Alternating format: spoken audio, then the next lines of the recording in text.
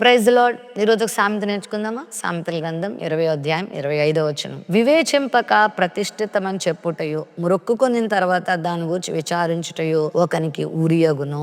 దేవునికి ప్రతిష్ఠ చేసుకోవడము, దేవునికి మ్రొక్కుబడి చేసుకోవడం అనేది చాలా మంచి పని. అది చాలా ఆశీర్వాదంతో కూడిన పని. అది చాలా మేలును మనకిచ్చే పని. మనకు తెలుసు, సమూయేలు తల్లి అయిన హన్నా, ప్రవ్వా నాకు ఒక కుమారుని ఇస్తే ఆ కుమారుని నీ సేవకిస్తాను అని మ్రొక్కుకుంది. మ్రొక్కుబడి చేసుకున్నట్టుగా పిల్లోడు పుట్టగానే పాలు విడిచిన తర్వాత తీసుకెళ్లి మందిరానికి అప్పగించింది. ఆ తర్వాత దేవుడు ఆమెకి గొడ్రాలుగా బ్రతికిన ఆమెకి 6 మెంబర్స్ ని దేవుడు హన్నాకి ఇచ్చాడు. అంటే దేవునికి మ్రొక్కుబడి చేసుకొని నష్టపోయింది ఎవరూ లేరు. అయితే వివేచింపకుండా కొంతమంది మ్రొక్కుబడి చేసేసుకొని, వివేచింపకుండా ప్రతిష్ఠ చేసేసుకొని, ఆ తర్వాత అరే ఎందుకు చేసుకున్నాను అని అనుకున్నారనుకోండి, అది వాళ్ళకి చాలా ప్రమాదం. దేవుడు మేలు చేయాలని కోరుకుంటున్నావు, ప్రతిష్ఠ చేసుకున్నావు, ఆ తర్వాత దేవునికి ఇవ్వడానికి ఏమైంది? నువ్వు ప్రతిష్ఠించుకున్నది చేయటానికి ఏమైంది? నీకు ఆయన అంత మేలు చేశాడు కదా, నువ్వు అడగంగానే ఆయన కార్యం చేశాడు కదా. అంటే కార్యం పొందక ముందు ఒకలాంటి మనస్తత్వం, కార్యం పొందిన తర్వాత స్వార్థం వచ్చేస్తుందా? అయితే నీకు ప్రమాదం. వివేచించే